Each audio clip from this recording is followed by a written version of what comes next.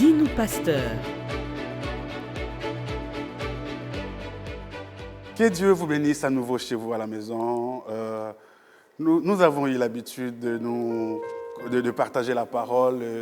C'est important de faire toujours connaissance. Je me nomme Soleil Komissa, je suis pasteur. Je réside en Europe, plus précisément en France, où nous dirigeons par la grâce du Seigneur la communauté chrétienne Splendeur Centre Chrétien.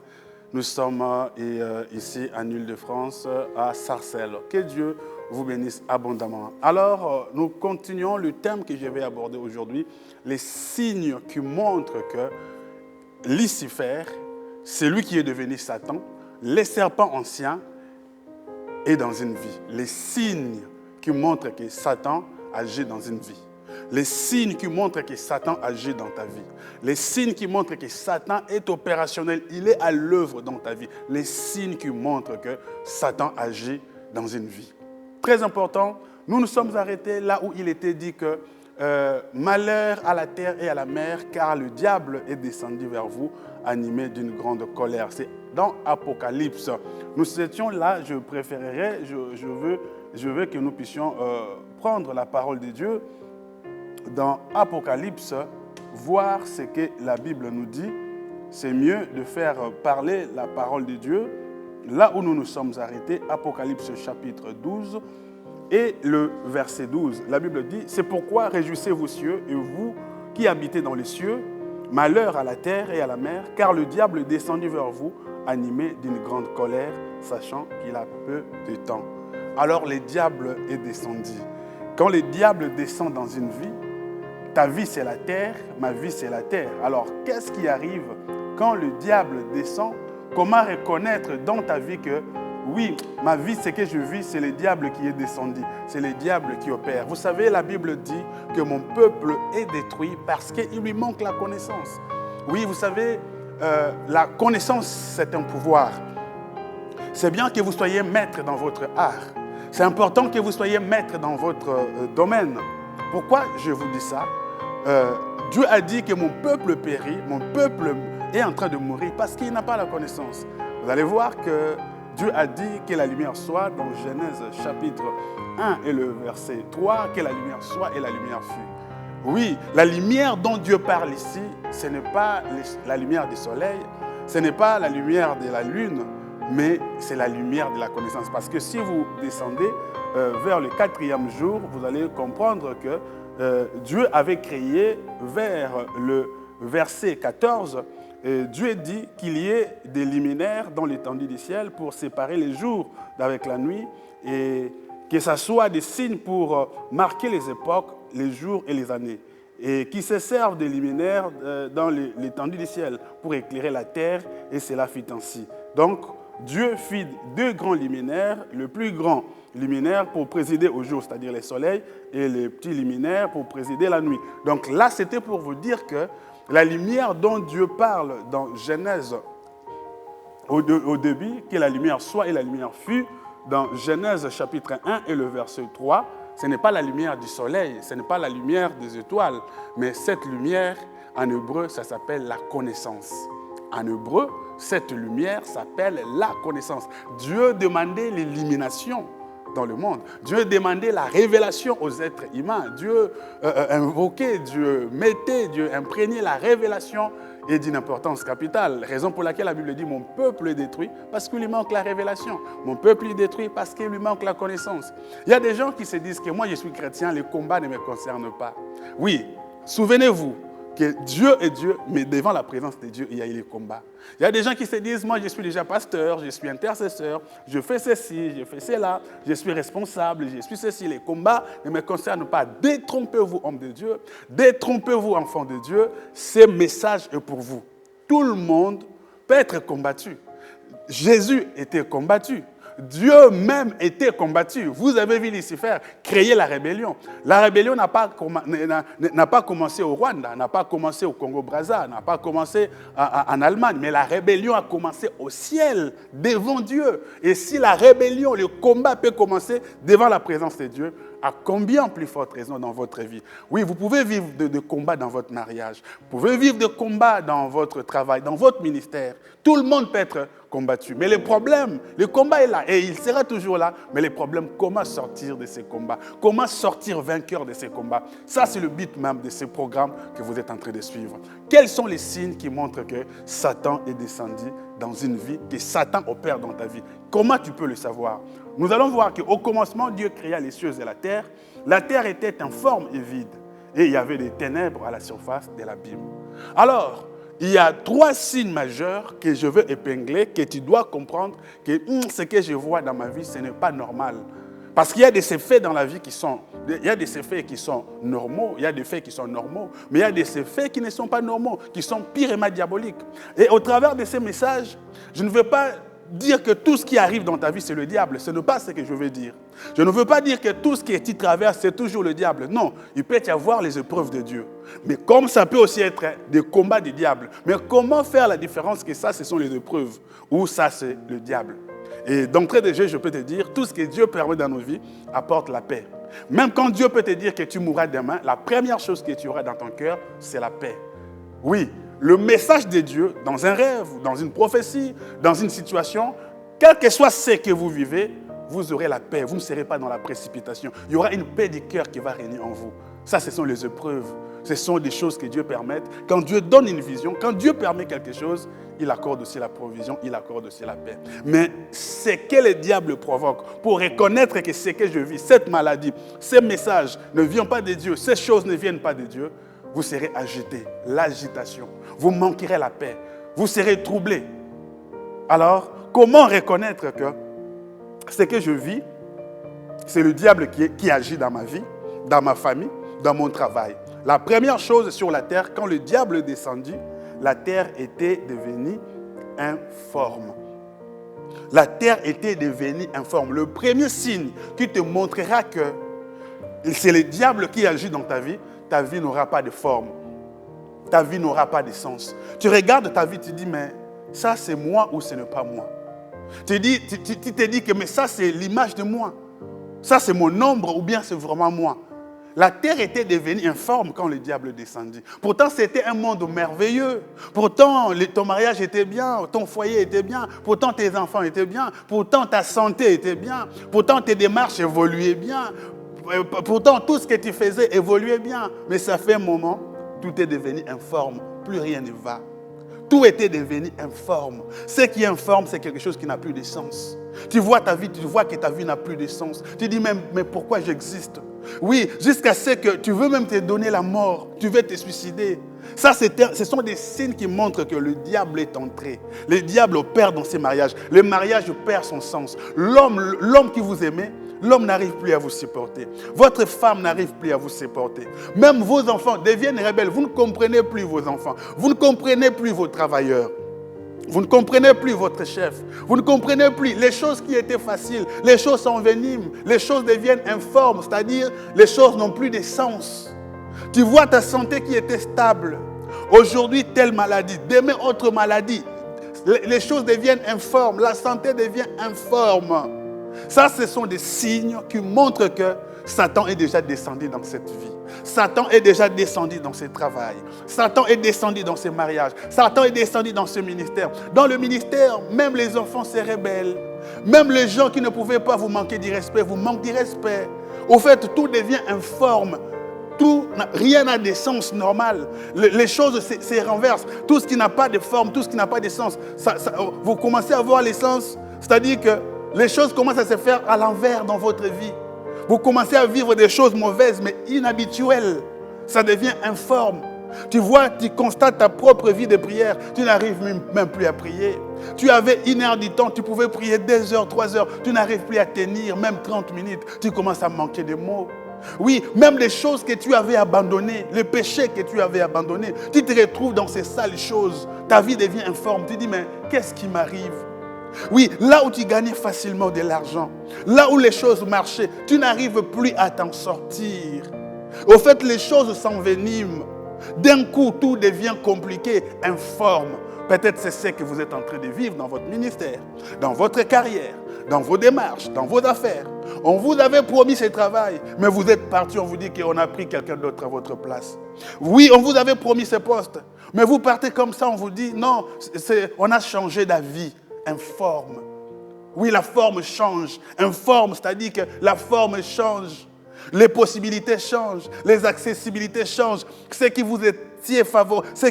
qui était favorable à votre égard ne vous sera plus favorable. Là où les portes étaient ouvertes, les portes ne seront plus ouvertes. Là où tout allait mieux, tout deviendra compliqué, informe. Ça, c'est un signe que le diable est entré dans une vie ou dans quelque chose. Il y a la main noire, il y a la main du diable. Je prie et je déclare, si c'est ce que tu vis, si c'est ce que tu traverses, que cette main noire soit coupée. Oui, je prie et je déclare que ta vie retrouve la forme. La vie devient informe. Ta vie est devenue informe. C'est un signe que le diable est déjà à l'œuvre. Mais il doit partir aujourd'hui. Il doit partir maintenant. Le deuxième signe, on dit que la terre n'était pas seulement devenue informe, mais la terre était devenue aussi vide. Vide, mon frère. Vide, ma soeur. C'est-à-dire qu'il n'y avait rien de spécial. Oui, tout ce que Dieu avait créé comme beauté, comme splendeur, comme magnificence, le diable, quand tu l'es tombé, le diable a tout vidé. Le monde est resté vide, mon frère. La terre, c'est ta vie. La terre, c'est ma vie. Quand le diable tombe dans ta vie, quand le diable est tombé dans la vie de Job, la vie de Job est restée vide. Il a perdu ses enfants, il a perdu ses brebis, il a perdu ses avoirs, il a perdu sa santé, il est resté vide. Peut-être c'est ce que vous vivez aussi. Tu avais un poste au travail, tu te retrouves sans travail du jour au lendemain. Tu avais assez d'argent sur ton compte, tu te retrouves vide. Tu connais même les divorces. Oui, la plupart des temps, les divorces ne viennent pas de Dieu. C'est le diable qui vous rend vide, que vous soyez vide, que votre femme parte. Que là où il y avait la femme, que là où il y avait votre mari, que ça reste vide. C'est le diable souvent qui opère. Oui, plusieurs célibats ne viennent pas de Dieu parce que Dieu a dit qu'il n'est pas bon que l'homme soit seul, qu'il n'est pas bon que la femme soit seule. Oui, la plupart de ces vides dans nos cœurs, dans nos vies ne viennent pas de Dieu. La volonté de Dieu est que nous soyons comblés. Comblés. Oui, cette absence de joie, oui, ne vient pas de Dieu. Dieu veut que vous soyez comblés de joie. Oui, vous allez remarquer qu'il y aura des vides tellement dans votre vie, dans plusieurs domaines de votre vie. Dans votre ministère, il y aura tellement de vides. Il y aura plus de vides que des endroits remplis, que des endroits comblés. Dans votre vie, il y aura tellement de manques que la satisfaction. Dans vos relations, il y aura plus de vides, l'absence. Il y aura plus de questions au lieu de réponses. Et bien aimés dans le Seigneur, la Bible nous dit que ce qui n'existe pas ne peut pas être compté. Ce qui n'existe pas ne peut pas être compté. Ce qui peut être compté, c'est seulement ce qui existe. Mais ce qui n'existe pas ne peut pas être compté, dit la parole du Seigneur. Alors, essaye de regarder ta vie, mon frère. Ma soeur, essaye de regarder ta vie. Bien-aimé, essayez de regarder votre vie. Quels sont les vides qui sont dans votre vie? Quand il y a des vides, tellement... Je ne dis pas que tout vide, c'est diabolique. Mais il y a vide et vide. Il y a des gens qui manquent de tout, mon frère. Vous savez, même quand la pluie tombe, il y a un moment où la pluie doit s'arrêter. Mais vous, dans votre vie, la pluie ne s'arrête pas. La pluie qui fait des ravages, la malédiction qui fait des ravages, le chômage qui fait des ravages, la maladie qui fait des ravages, les complications ne s'arrêtent pas, ça ne fait que s'empirer. La Bible dit, oui, ce qui n'existe pas ne peut pas être compté. Ce qui n'est pas ne peut pas être compté. Le vide qu'il y a dans votre vie ne peut pas être comblé. Ce qui est tordu sans Dieu ne peut pas se redresser. Le vide qu'il y a dans votre vie, si Dieu n'intervient pas, ce n'est pas la durée, ce n'est pas les jours qui passent, ce ne sont pas les mois qui passent, ce ne sont pas les années qui passent qui vont changer. Oui, vous savez, chaque fois quand vous entrez dans une année nouvelle, oui, vous faites des slogans, vous dites des choses. Cette année, l'année de ceci, vous déclarez des choses. Est-ce que vous avez vu ces choses changer? Maman, papa, soyez réalistes. Mon frère, soyez réalistes. Vous avez dit des choses cette année, l'année de ceci. Chaque fois, est-ce que ça change? Vous connaîtrez la vérité vous affranchira. Mon peuple est détruit parce qu'il lui manque la connaissance. Dieu a dit que la lumière soit. La lumière dont Dieu avait dit, ce n'était pas les luminaires. Parce que les luminaires sont venus après vers le 14e, 15e et 16e verset. Mais la lumière dont Dieu parle ici, au chapitre 1er, verset 3, c'était la connaissance. La lumière en hébreu veut dire connaissance. Et les ténèbres en hébreu, c'est l'ignorance. C'est-à-dire, quand on appelle les diables le prince des ténèbres, on veut dire que le premier principe du diable, le premier principe de Satan, c'est l'ignorance. Et il fait tout dans son premier principe de vous garder dans l'ignorance. Que vous ne puissiez pas, que vous puissiez vous dire, je suis chrétien, les combats ne me concernent pas. Je suis chrétien, j'ai pris déjà ça ne me concerne pas. Mais pourtant, vous êtes en train de souffrir. Pourtant, vous faites des rêves que vous êtes en train de vous accoupler avec des hommes la nuit. Vous faites des rêves que vous êtes en train de vous accoupler avec les femmes la nuit. Vous faites des rêves que les chiens sont en train de vous mordre la nuit. Vous faites des rêves que vous êtes poursuivis. Vous faites des rêves que vous êtes dans des poubelles. Vous êtes dans des cimetières. Vous faites des rêves qui montrent que rien ne va dans votre vie. Et cela ne s'arrête pas dans des rêves, même dans votre vie réelle, c'est ce que vous vivez. Les signes sont là, mais vous faites semblant. Vous êtes dans l'ignorance. Le diable vous a gardé dans l'ignorance. Je suis chrétien, j'ai telle responsabilité dans mon église. Je suis déjà prédicateur. Oui, je suis déjà ceci, je suis cela. Bon frère, sors de cette ignorance. Dieu, il y a eu les combats devant la présence de Dieu. Il était Dieu, mais Satan l'a combattu. Oui, il est Dieu, mais Satan l'avait combattu. Jésus est fils de Dieu, il est 100% Dieu, enfant de Dieu, mais Satan l'a combattu, mon frère. Oui, c'est quand Jésus a eu connaissance que ça c'est le diable, c'est là qu'il a vaincu. Aussi longtemps que vous n'aurez pas la connaissance que ce que je vis, c'est vide, c'est le diable qui les crée. C'est célibat, c'est le diable qui les crée. Cette maladie, c'est le diable qui crée cette maladie. Cette pauvreté, cette vie de péché, de masturbation, de la pornographie, c'est le diable. Aussi longtemps que vous n'allez pas comprendre que c'est le diable et que je dois m'élever, je dois aller en profondeur, je dois les vaincre, vous allez demeurer avec cette situation. J'ai reçu un homme de Dieu qui a suivi nos enseignements sur le combat spirituel. Comment être vainqueur dans les épreuves, comment être vainqueur dans le combat. Cet homme de Dieu est venu me voir et dit, pasteur, j'ai tout pour réussir. J'ai tout pour réussir, mais rien ne va dans mon ministère. Je prêche pourtant bien. On m'appelle prophète. Je donne des prophéties qui se réalisent aussi. Mais mon ministère n'avance pas. Mon couple n'avance pas. Qu'il y a des problèmes. Tout ce que j'ai fait, rien ne va, homme de Dieu. J'ai suivi votre message. Et quand j'ai reçu cet homme de Dieu, je lui ai posé la question, comment menez-vous votre vie? Et cet homme de Dieu a pleuré. Il dit, homme de Dieu, je prêche aux gens. Les gens voient que je suis quelqu'un de bien. Mais en secret, je suis un violeur. J'ai violé même beaucoup de petits-enfants. Je le parle à notre honte. Oui, cet homme de Dieu va pleurer. Il dit, pasteur, je suis allé même plus loin, à sortir même avec des animaux avant que je ne vienne ici au pays. J'étais déjà enfant de Dieu, mais je suis sorti même avec une poule, même avec une chèvre en intimité. Donc, c'est-à-dire que je suis dépendant. Si je ne peux pas trouver une femme, je vais plus loin jusqu'à sortir même avec les filles de joie, des femmes prostituées, les femmes de la rue. Pourtant, je prêche aux autres. Je suis comme dans une prison et rien ne va. Les gens voient que je suis bien, mais dans les secrets, je souffre. Pourtant, je prêche. Et dans ma carrière aussi, rien n'avance. Pourtant, j'ai tout pour réussir. Ma vie est vide. Oui, bien-aimé, c'était un homme de Dieu. C'était un appelé de Dieu. Et laissez-moi vous dire, l'humilité précède la gloire. Nous avons prié avec cet homme de Dieu. Nous avons prié, nous avons montré la voie à suivre sous l'inspiration du Saint-Esprit. Et laissez-moi vous dire qu'aujourd'hui, cet homme de Dieu est libéré. Son mariage, il vit l'épanouissement. Dans sa carrière ministérielle, il vit l'épanouissement, prospère et il est libéré. Tout va pour le mieux parce qu'il a compris. Lui aussi ne croyait pas. Il dit, je suis déjà pasteur. Le combat spirituel, ce message ne me concerne pas. Il ignorait ces choses. Et quand vous ignorez ces choses, quand le diable vous maintient dans son premier principe, retenez que le mot prince, il s'appelle le prince du ténèbre. Le diable s'appelle prince du ténèbre. Le mot prince vient du mot principauté. Et ce mot principauté veut dire la première loi. Et la première loi de ce prince des ténèbres s'appelle l'ignorance. Il vous gardera dans l'ignorance. Et ce que vous ignorez, vous ne pouvez pas vous en débarrasser. Vous ne pouvez pas prier sérieusement. Vous direz que je suis déjà, je suis. Et c'était pour dire à quelqu'un que cet homme de Dieu aujourd'hui vit une vie épanouie. Parce qu'il a reconnu. Il est sorti de l'ignorance.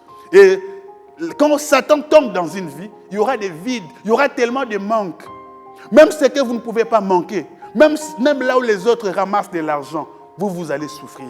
Il y aura des vides. Même là où tout le monde prospère, même là où les choses sont faciles pour tout le monde, pour vous, il y aura des vides.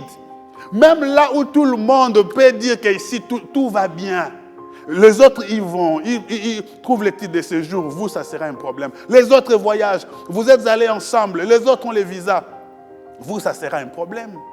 J'ai prié avec quelqu'un qui m'a appelé de la RDC. Il dit, Moto Nzambe, Nalandi Mateya, j'ai suivi votre message. Nous sommes allés plusieurs à l'ambassade pour demander les visas. On a donné les visas à tout le monde. On était au nombre de 15. On a donné à 14 personnes les visas. Mais à mon tour, je suis allé, on m'a refusé les visas sans raison valable, homme de Dieu.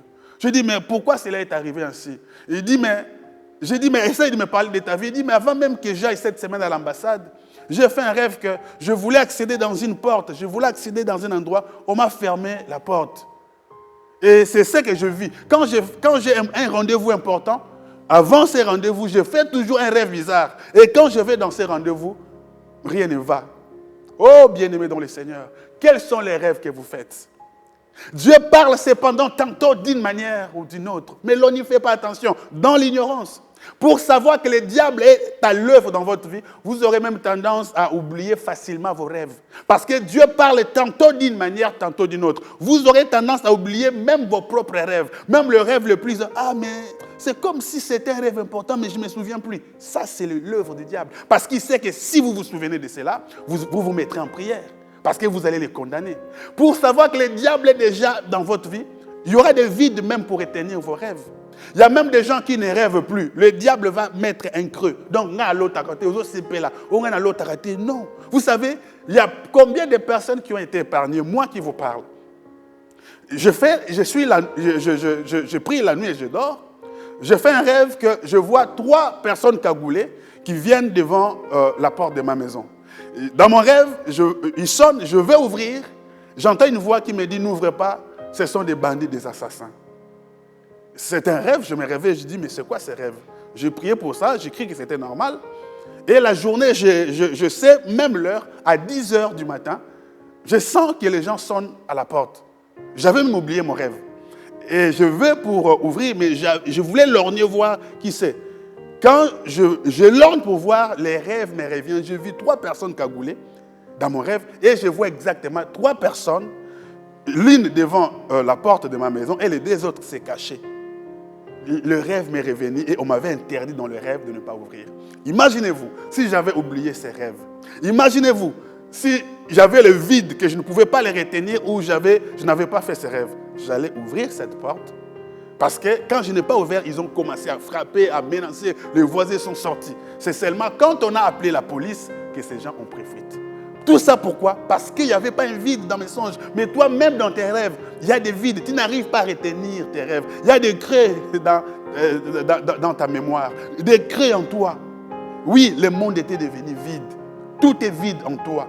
C'est un signe majeur que le diable est opérationnel dans ta vie. Et le 3e signe, on dit qu'il y avait des ténèbres. Il y avait le ténèbre de partout. Bien aimé, les ténèbres ici, c'est une mauvaise image.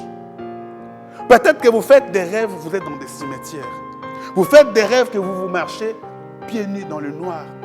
Oui, être dans les ténèbres, c'est-à-dire que rien ne va. Souvenez-vous, dans le livre de Luc, la Bible dit ceci, Luc chapitre 5, si je ne me trompe pas, je vais vérifier les Écritures. Pierre a travaillé toute la nuit sans rien prendre, mon frère. Je vais vérifier les Écritures pour que vous compreniez que quand Satan tombe dans une vie, il y aura des ténèbres. Pas les ténèbres de façon physique, mais les ténèbres de façon spirituelle. Luc chapitre 5. Vous allez voir que comme Jésus s'est trouvé auprès des lacs de Génézareth, que la foule s'est pressée pour écouter la parole de Dieu, vous allez comprendre que Pierre avait travaillé toute la nuit, mais sans rien prendre. Mais pourtant, Pierre était un expérimenté de la pêche. Pierre était un professionnel de la pêche. Mais comme la nuit était là, cette nuit-là n'était pas une nuit normale. Vous savez, en temps normal, le pêcheur, quand il va pêcher la nuit, c'est là où ils font de bonnes pêches parce que les poissons sont fragiles, ils ont un peu sommeil, ils viennent un peu vers le bord des eaux et c'est là où on peut les attraper facilement, en temps normal. Oui, en temps normal, la nuit permet à ce qu'on puisse attraper facilement les poissons. Mais comme cette nuit-là n'était pas normale, Pierre a travaillé cette nuit. Toute la nuit, lui un professionnel, lui un expérimenté, mais il n'a rien eu. Yaya, mon frère, laisse-moi te dire, tu as toujours reçu. Oui, ça a toujours été bien, mais plus rien ne va. Quand la sorcellerie opère dans un lieu, quand les ténèbres opèrent, quand Satan tombe dans une vie, le noir devient total. C'est-à-dire, plus rien ne marchera. Pierre a travaillé toute la nuit sans rien prendre. Quand Satan tombe dans une vie, quand Satan opère dans une vie, tu n'auras plus rien. Tu auras soit des miettes ou tu n'auras rien. Il n'y aura plus les succès qui devraient être là. Il n'y aura plus les succès qui étaient là avant. Tu vois, tu étais belle, tu étais beau. Tout le monde te promettait un avenir glorieux, un avenir meilleur. Mais depuis que Satan est tombé dans ta vie, tout est devenu noir. Même, tu commences même à perdre ta beauté. Tout devient noir. Tu commences même à perdre tes cheveux, tout devient noir. Tu commences à perdre ton travail. Tu commences à avoir des combats qui n'existaient pas. Tu commences à avoir des ennuis qui n'existaient pas. Tout devient noir. Et la Bible dit, travaillons pendant qu'il est jour. Pendant qu'il est noir, pendant qu'il fait sombre, personne ne peut travailler. Travaillons pendant qu'il fait jour. Même Jésus dit, travaillons pendant qu'il fait jour. Même la Bible dit, travaillons pendant qu'il fait jour. Parce que la nuit arrive, ça devient difficile. Oui, si elle est noire dans ta vie, il sera difficile qu'on t'épouse. Il sera difficile, même si vous êtes marié, mon frère, ma soeur, même si vous êtes marié, dans le noir, quand le noir tombe dans ta vie, ton mari ne va plus te reconnaître. Raison pour laquelle vous voyez dans plusieurs couples, même quand la femme demande pardon, l'homme, c'est comme si le pardon de la femme l'envenime à nouveau. C'est comme si tu dis, mais comment tout ce que j'ai fait, mon mari ne voit pas? Tout ce que j'ai fait comme effort, mon chef ne voit pas. Comment tout ce que j'ai fait comme effort, l'autre ne remarque pas? Je suis toujours fautif. Je suis toujours fautive. C'est parce que vous êtes dans le noir. Dans le noir, on ne peut pas reconnaître vos bienfaits. Raison pour laquelle une sœur est venue me voir et dit, mais pasteur, c'est comme si les gens ne me voient pas. C'est comme si les gens ne me voient pas. Pourtant, je suis belle. Oui, il m'est arrivé que j'aille voir mon fiancé, mon ex-fiancé avec ma copine. Ma copine ne m'arrive même pas à la cheville. Mais mon ex-fiancé, aujourd'hui, s'est marié avec mon ami, que je dépasse en intelligence, en beauté, en tout et pour tout. Mais je dis, mais parle-moi. Qu'est-ce que tu fais comme rêve? Elle me dira, homme de Dieu, dans mes rêves, je me vois souvent dans des toilettes. Je me vois souvent dans des cabanes, dans des endroits sombres. Je dis, mais c'est ça. C'est un message qui veut dire que ta vie est dans le noir. Et ce noir, c'est l'influence de la sorcellerie. Ce noir, c'est l'influence des péchés. Ce noir, c'est l'influence de l'occultisme. Ne néglige pas tes rêves. Ne néglige pas ce que tu vois. Et on l'a assisté dans des prières. Je l'ai orienté dans des prières par la grâce de Dieu. Laissez-moi vous dire, par la grâce du Seigneur, aujourd'hui, cette sœur est mariée. Elle a trouvé du travail épanoui parce qu'elle a reçu la connaissance qu'elle était dans le noir et la lumière de Dieu l'a éclairée. Donc, ces trois signes majeurs du noir qui est le ténèbre, qui est aussi l'ignorance, de dire que moi je suis déjà pasteur, moi je prie déjà, ça ce n'est pas mon problème, ces messages c'est pour les autres. C'est ça même le but du diable, de te garder dans l'ignorance. Parce que c'est quand vous connaîtrez la vérité que vous serez affranchis, que vous vous mettrez à prier sérieusement. C'est là que la délivrance, que le changement viendra. Mais le but du prince des ténèbres, de cette principauté, son premier principe, c'est de vous garder dans l'ignorance. Alors, voilà ces trois signes majeurs. Tout devient noir. L'ignorance vous habite. Vous ne voulez pas lire la Bible. Vous voulez que les émissions en polémique. Vous ne voulez pas aller en profondeur. Vous savez, pour que Simon-Pierre, vous savez, le mot Simon veut dire roseau, quelque chose qui n'est pas stable, quelque chose qui n'est pas posé. Jésus a dit, tu ne seras plus appelé Simon, tu ne seras plus appelé roseau, quelque chose d'instable, tu seras appelé Pierre, c'est-à-dire quelque chose de stable. Et c'est quand il deviendra Pierre quand il quittera un homme instable, roseau, qui veut dire ciment, c'est quand il deviendra pierre, quelque chose de stable, quelqu'un de stable. C'est là que je bâtirai mon église sur toi. Dieu veut bâtir des grandes choses avec toi, mais deviens stable dans la méditation de la parole. Deviens stable dans ta communion avec Dieu. Deviens stable dans la méditation de la parole. Et Jésus lui a dit, vas-y en profondeur. C'est seulement en allant en profondeur de ta communion avec Dieu. Ne reste pas superficiel. Ton problème, ça tarde, c'est parce que tu es superficiel dans ta prière. Tu es superficiel dans ta communion avec Dieu. Tu ne veux pas aller en profondeur. Tu ne veux pas payer le prix nécessaire. Vas-y en profondeur. Prends les risques avec Dieu. Ces risques seront payants. Et tu ne vas pas les regretter. Crains Dieu. Abandonne le péché. Mets ta vie en ordre avec Dieu. Prie comme tu n'as jamais prié. Gêne comme tu n'as jamais gêné. Cherche Dieu. Vas-y en profondeur. Dis-nous, pasteur.